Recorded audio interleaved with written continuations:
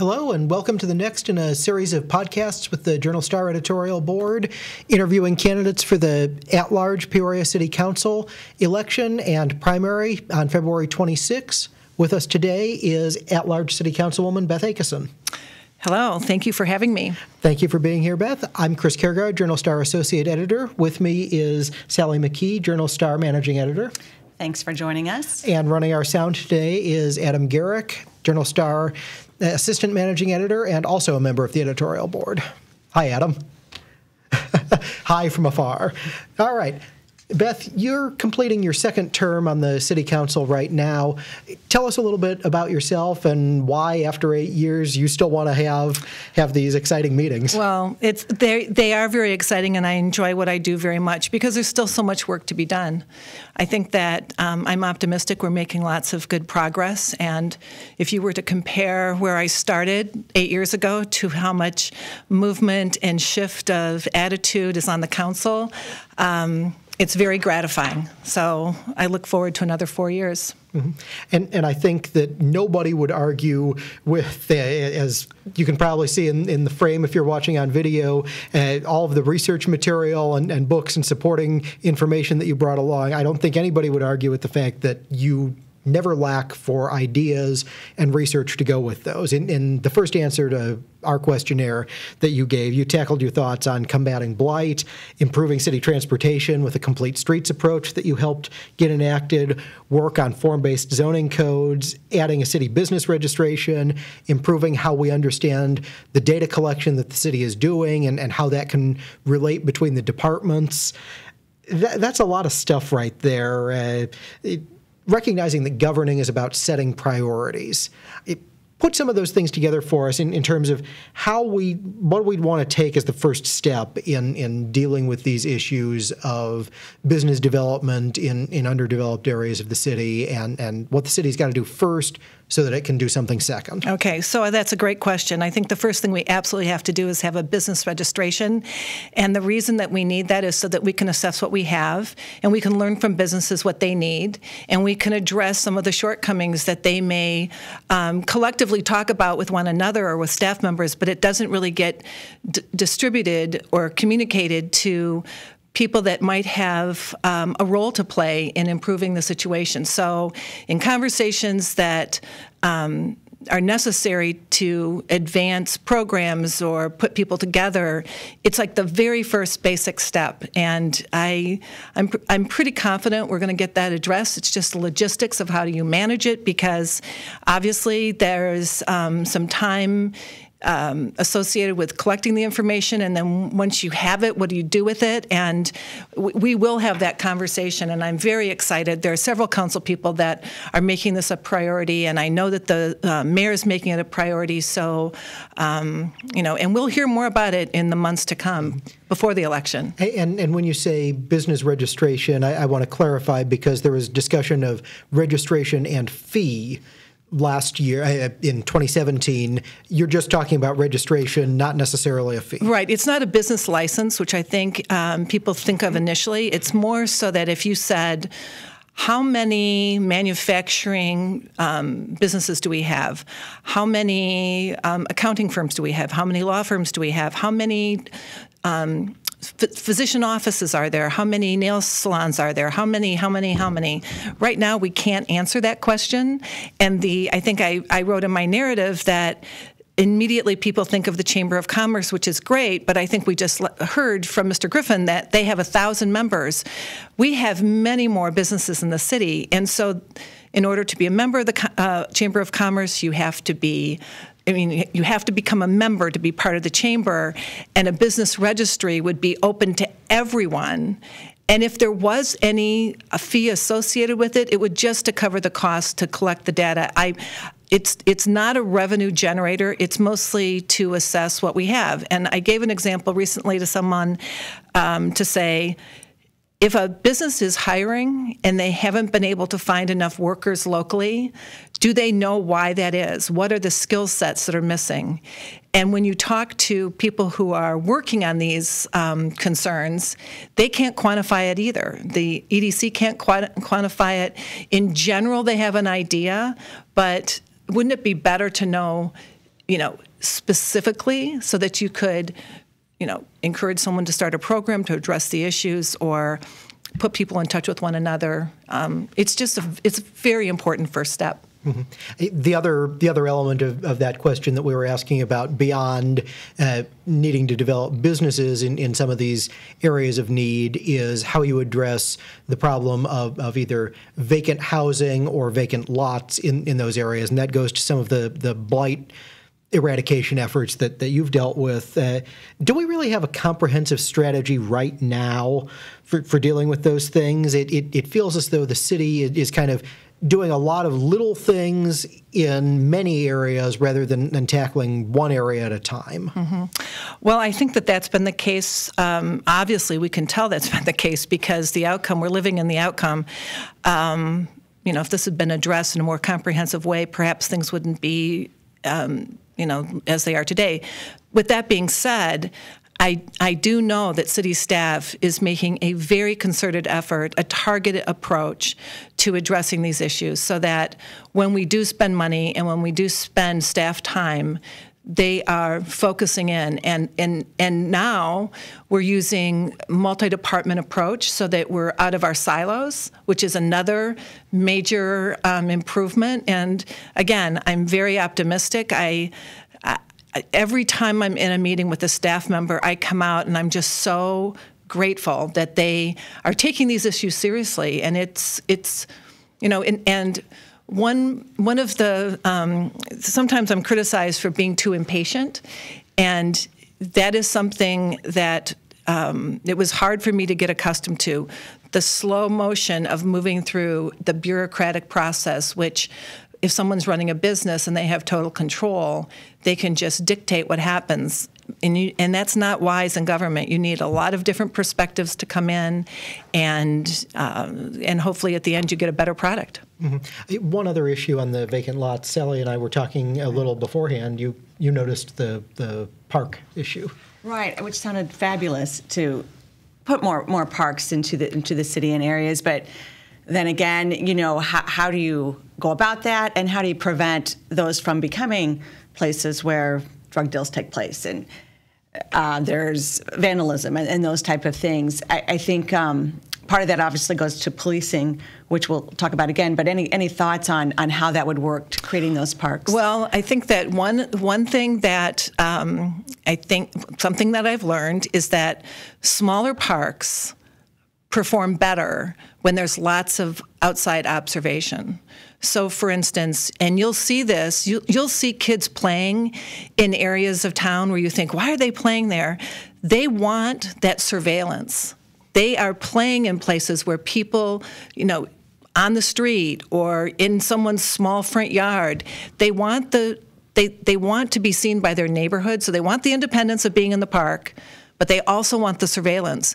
So I've recently had a conversation with our parks director, and she's very enthusiastic about this idea. In fact, they've already mapped out the 10-minute walk of all the public park space that we have in our city, and it's pretty impressive. So I think that the strategy would be for the city to get together with the park, and as you know, we're both separate forms of government. There's not that much casual interaction because the offices are not in the same building. I know that everyone has a good relationship with one another, and I think the Trust for Public Parkland, I think this idea of getting mayors to sign on to this notion that if we can establish these green spaces, and they don't have to be large. That's another thing. We're not talking about massive acreage. We're talking small parks. An empty lot somewhere. Right, right. And I know you mentioned even with the park district, but they seem to be pulling back now. I think they're having their own struggles, and I wonder how much help they'll be. Well, exactly. And I think that somehow we have to make a decision. Will all parkland be under the control of not the parkland that currently exists, but any new public parks that are established within neighborhoods? Are those the responsibility of the city? Could those be the responsibility of a neighborhood association? Would they be the responsibility of the park district? Those are details that could be worked out, but you have to get a plan together. It can't be spotty. It has to be, coordinated, and this outside vision. And after my conversation with the director of our park district, I was very optimistic. One of the city has really undertaken two major areas of improvement in urban or arguably blighted areas in the last decade. One of them has been the warehouse district, and we've seen a resounding success there, I would say, in terms of businesses and residential locating there in a walkable area. The other has been the Wisconsin Avenue corridor, where I think we've seen, I would call it mixed success, that hasn't quite popped yet. It may do a little more so with OSF locating near the Midtown Plaza space. Certainly they would hope so. What's been the problem with getting the second to take off, and where do we go now that the first one seems to be succeeding? What's the next outgrowth of that? Well, if you want to talk about the small commercial corridors within the neighborhoods, those are, from my perspective, the most important. Establishing what used to be there, bringing it back, the commercial centers for the neighborhood so that people's daily needs are met. And we know that we don't have the type of amenities and businesses that are necessary in the older parts of town. And that is a result of a shifting in attitudes about retail and how people shop and the introduction of the auto and all that. But for the Wisconsin corridor, there was a start to establish a plan. Mm-hmm. But that's way different than what happened in the warehouse district. For anybody that remembers, the warehouse district was a culmination of years worth of work and foundation, established and a plan put together and outside consultants and questioning assumptions and tweaking things. If we could bring that kind of investment and resource to these small commercial centers, it wouldn't cost nearly as much, but it's going to take a concentrated effort. And I am sorry to say, but I think one of the major problems that we face there is that big open front yard of Glen Oak School. To be successful, you need buildings on either side of the street mirroring each other. Mm-hmm. So, if I were to do it, if I was in charge, I might want to see a street in front of Glen Oak and then allow some new buildings to be built in that front yard instead of the way it currently is. And that's, I'm sure, a pipe dream now, because that's actually kind of the way it used to be before it was all torn down. And boy, we fought against that, but it's all said and done. And it's not healthy to look back on missed opportunities. It's just better to try to work on solutions going forward. The city also very heavily incentivized the warehouse district and worked with a lot of developers there. Is that something that needs to be done in these smaller areas with much more targeted incentives and find developers and bring them in? Well, I'm not opposed to incentives, providing they're well-formulated and, the predicted outcome is likely.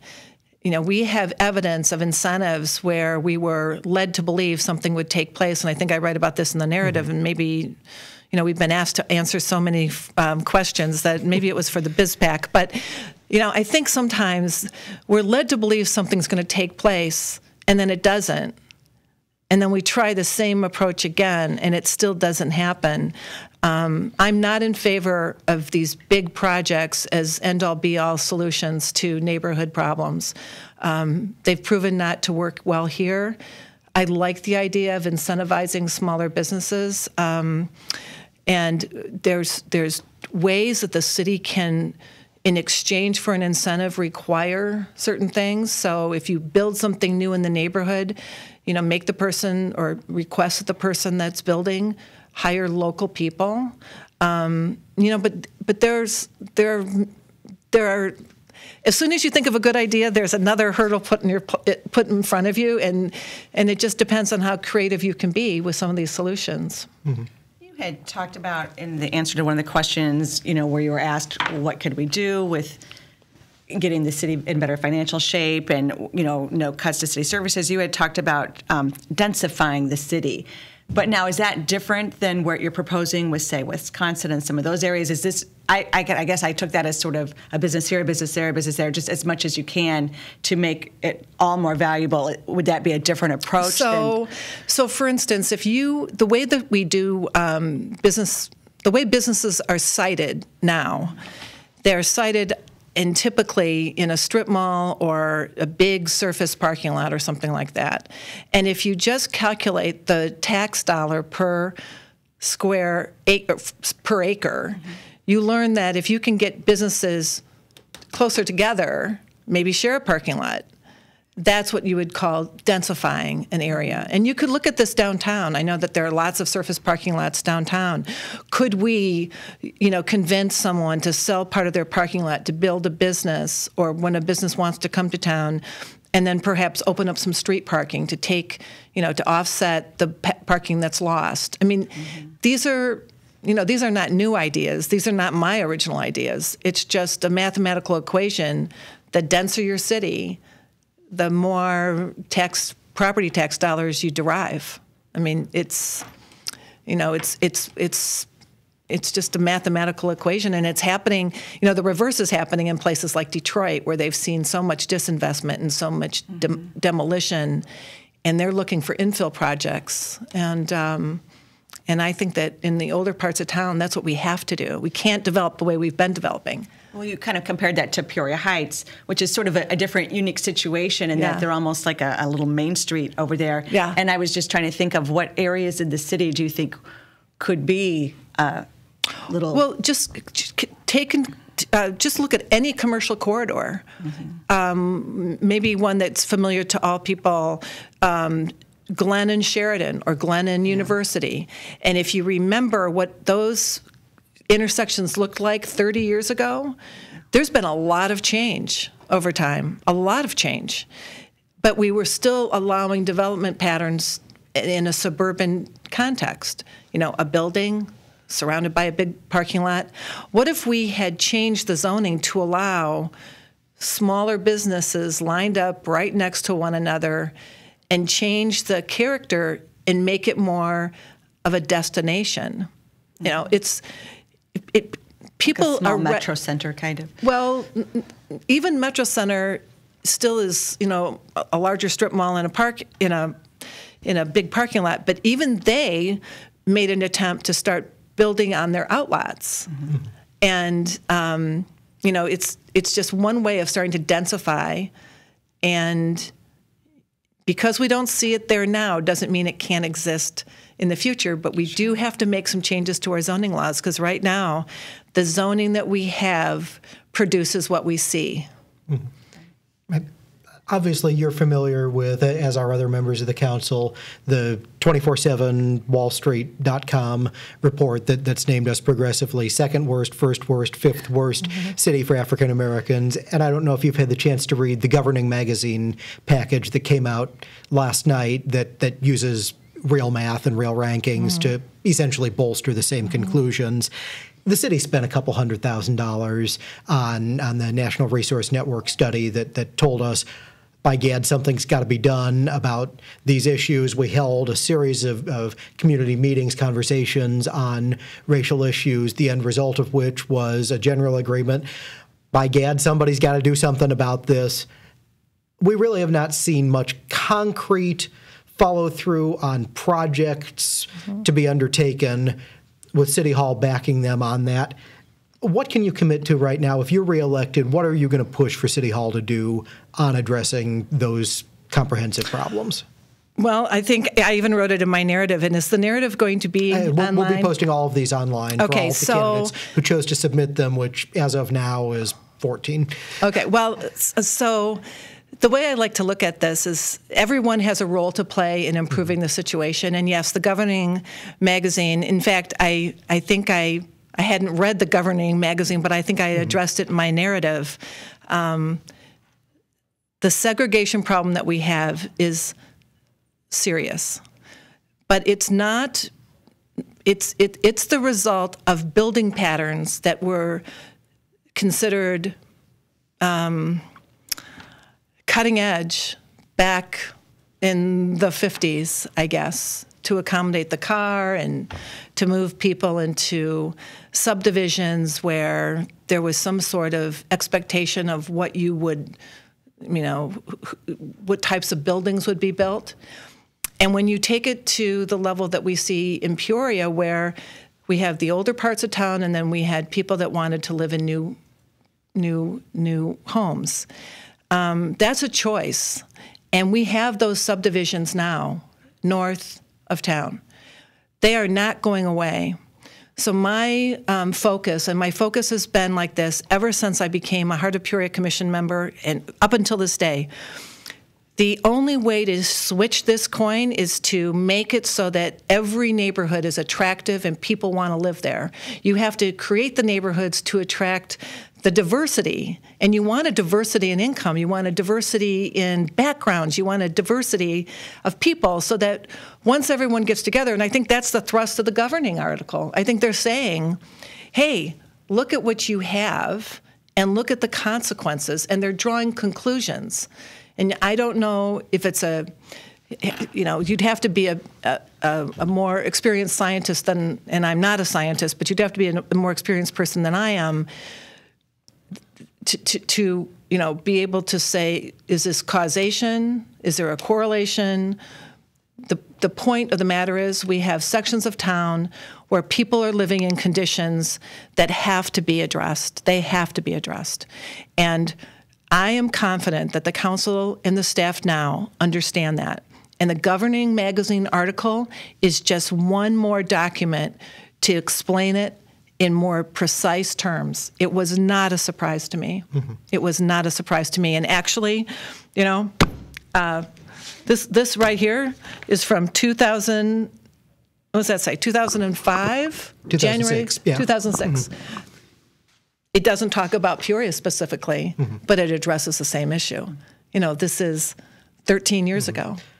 But does the city understand these things, though? And I ask because, again, all of the incentives and effort and money that we've put into the warehouse district, we didn't make a requirement for the developers there, did we, to offer affordable housing that can attract people of all income levels there? We're having market rate housing that prices out the type of lower income people who we might want to have able to live in these newer, more refurbished areas of town. Right.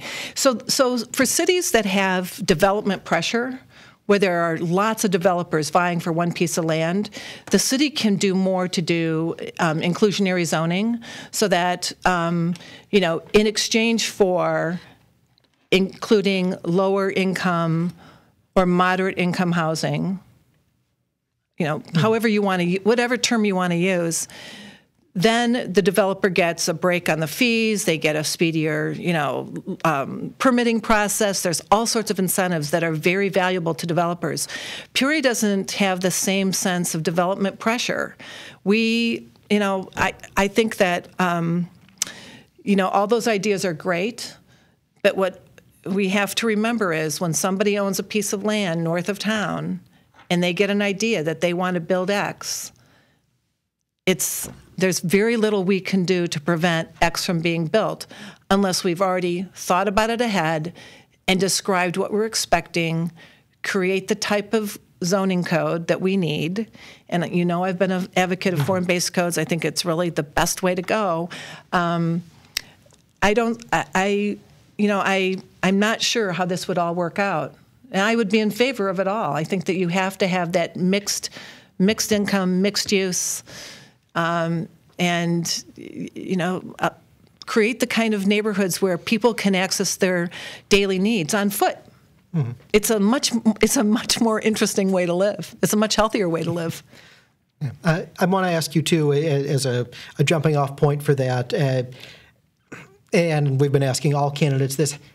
How do you make somebody, and it's easy to say north of War Drive, but how do you make somebody who lives in a neighborhood that is perhaps not as visibly affected by these disparities want to agree to spend city time and city resources addressing those particular issues, because I think that's been a huge difficulty in the buy-in is everybody, many people who live in those unaffected neighborhoods are not clamoring for there to be a fix the same way the people in those affected areas are asking for a fix. How would you go about getting those people who think they're not affected to care about it? Well, I think that, you know, I'm going to be more optimistic, and I think that people do care.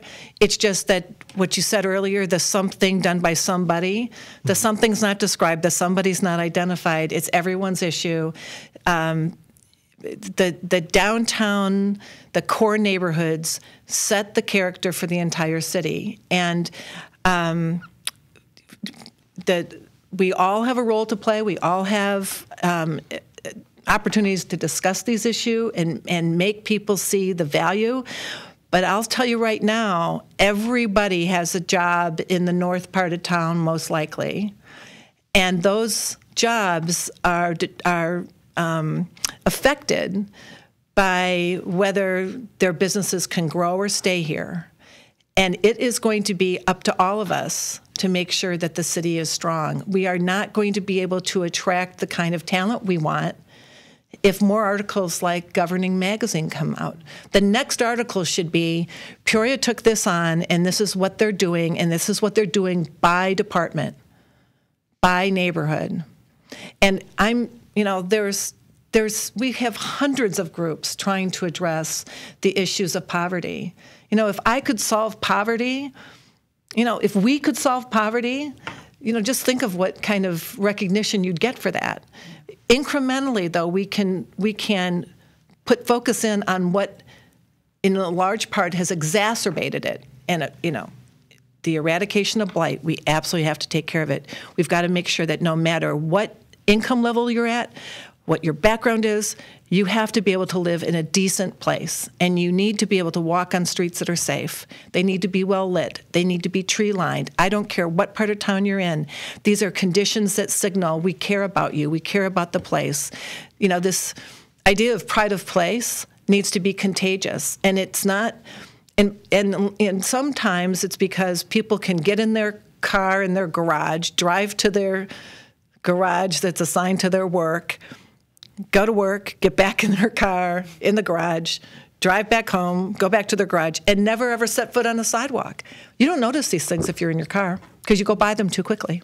Mm-hmm. Aside from not solving the poverty problem, if you were to... Which I'd love to do. If you were to look back at your last two terms, what would you consider maybe your best accomplishment or what you're the most proud of? Well, there's several. So if you really want me just to do one. If you can.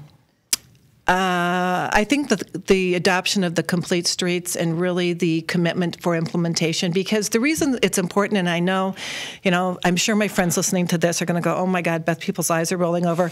But if you think about like a stage set, the streets set the stage for what's going to come next. So if you blow a freeway through something, you are not going to get the economic development, you're not going to get the housing types, you're not going to get the attention that people need as human beings, because they're not really supposed to be walking on, or they're not supposed to be living right on the edges of freeways, right? But in many ways, we've blown freeways through our neighborhoods. Those 5-lane roads that you see, each lane is 12 feet. That is the same requirement that the federal highway uses for I-74, I-55, 12-foot travel lanes. And then you bundle them together, and eventually you get 60 feet of road blowing through a neighborhood.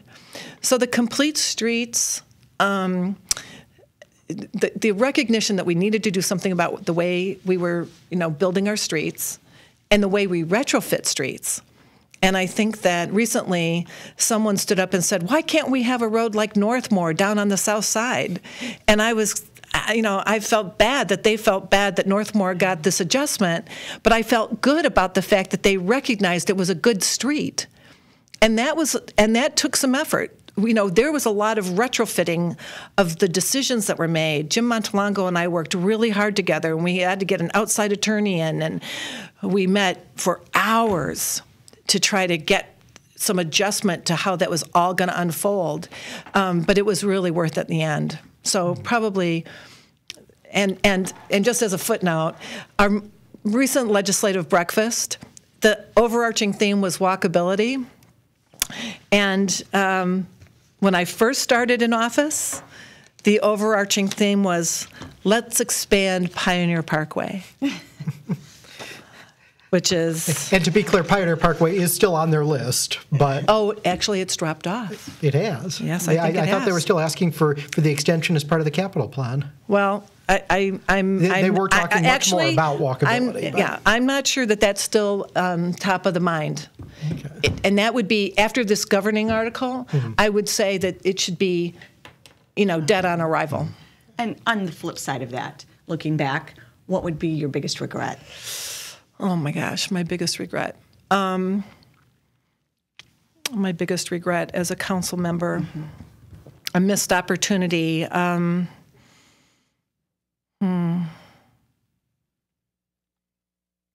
my gosh.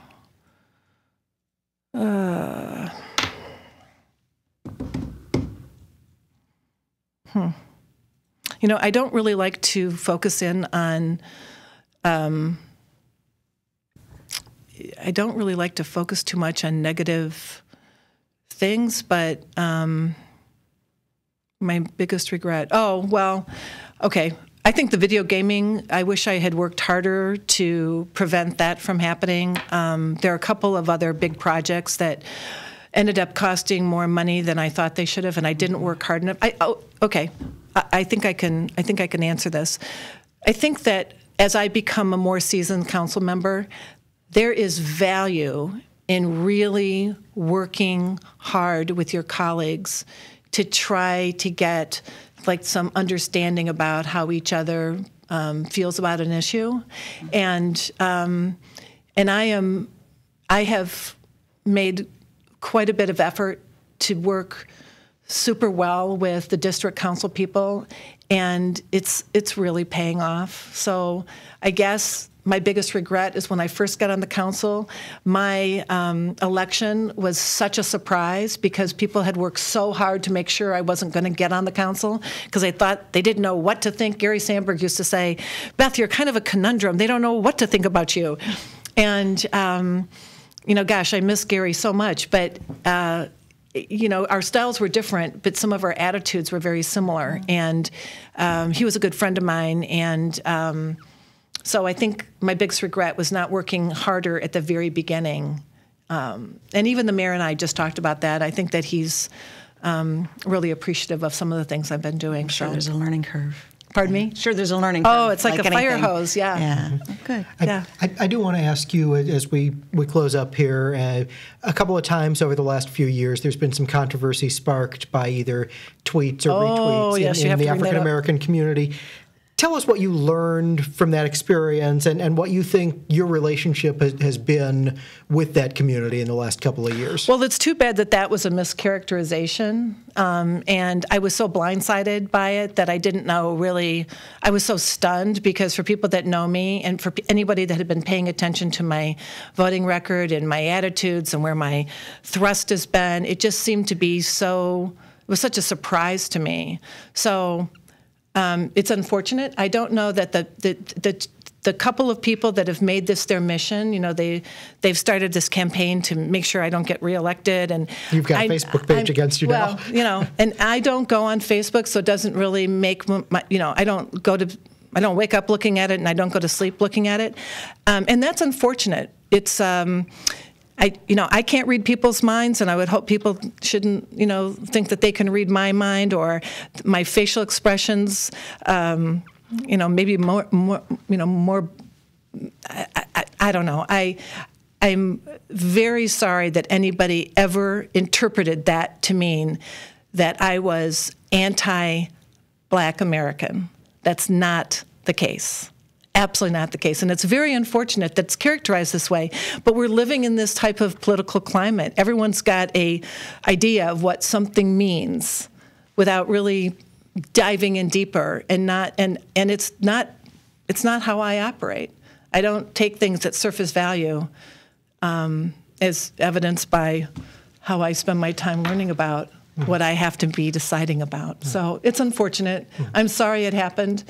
I still love Twitter. I still love Twitter.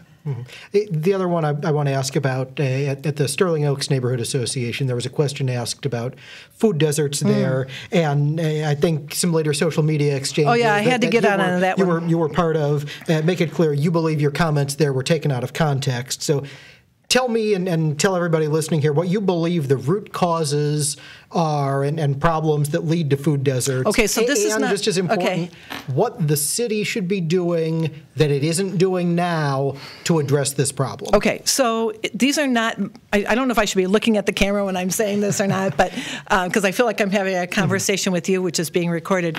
So those are not my ideas. The ideas that I brought forward was the result of major research done by the nation's most reliable, highly thought of institutions. The University of Chicago, Stanford, NYU, and if we resist learning about the root causes of problems, then we're not going to be able to address them. Now, I think that what the article basically said was, if you think solving the food desert means getting another grocery store, that probably isn't going to solve the problem. And we've learned that. We've had 11 stores close. So if stores can't justify, setting up shop in a neighborhood based on, the catchment area of their customers, then what are the different choices we have? Do we subsidize the stores as a government? Is that one of the solutions? I don't know. People need food where they're living. They need affordable, filling food that's easy to access. And actually, I had lunch today with a couple of people, and we were talking about it. And maybe there needs to be more effort to have some serious conversations with some of the providers currently. So, could Family General or Family Dollar or the Dollar Store, any of the stores that seem to set up shop in neighborhoods where there are food deserts, could they adjust their business model? It seems to me that might be unlikely because retail is a function of what you're buying, how much is being purchased, and that's what drives the business. This is a free market in that sense. And if I could solve the food desert problem, again, I think long term we might be able to address it, but for the short term, I am interested in helping with any options people have, but it's got to be affordable, filling, convenient, right? Because the time currency associated with getting on a bus, and our bus system is not as robust as I'd like to see it, you have to wait several hours, and if you miss the bus, it's another hour, and good grief, people are tired and they're working, one or two jobs, and they've got to pick up kids, and I don't know what the solution is. I want to jump in here and ask, too, because you used affordable, filling, and convenient as your criteria there. And one of the things that we've seen is, in particular, the convenience stores like Family Dollar are not offering affordable, nutritious. Well, and I forgot content. nutritious, yeah. Okay. Yeah. I just wanted to. No. It's got to be, and that again has something to do with this education piece,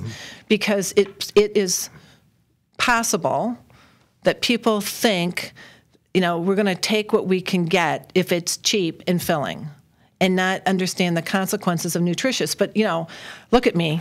I don't eat the most nutritious things all the time either. I understand the, I understand I understand the gravity of the situation. Do I have an immediate, and even when Clyde Gully was the 1st District Council member, there was talk about the food deserts back then, and I went up to the co-op in Hyde Park to learn more about how that co-op works. And co-ops are tricky, because they don't have all the same bells and whistles that regular grocery stores have. And it's very disconcerting that stores are likely and typically located in neighborhoods where there's more affluence. It's economics, and it's except we can't keep one in Germantown Hills. Okay. Yeah. You need a larger population base. They keep closed. We had two that have closed. And okay, so then it's a factor of more than just demographics from a income level. It probably has more to do with numbers. All right, and we've kind of run even a little you said beyond we were going to go our time. Yeah. I think we may end up chatting a little more afterward too. We've been closing by asking folks this: voters do have a choice to make on the 26th, and if you make it through the 26th, also on April 2nd. Why you instead of the other 14 candidates who are running? Because I am a consistent voice for all neighborhoods, all people, all citizens. I am seriously focused on making Peoria the place people want to live, and I've got more work to do. All right. Incumbent at-large City Councilwoman Beth Akeson, thank you for being here today. Thank you.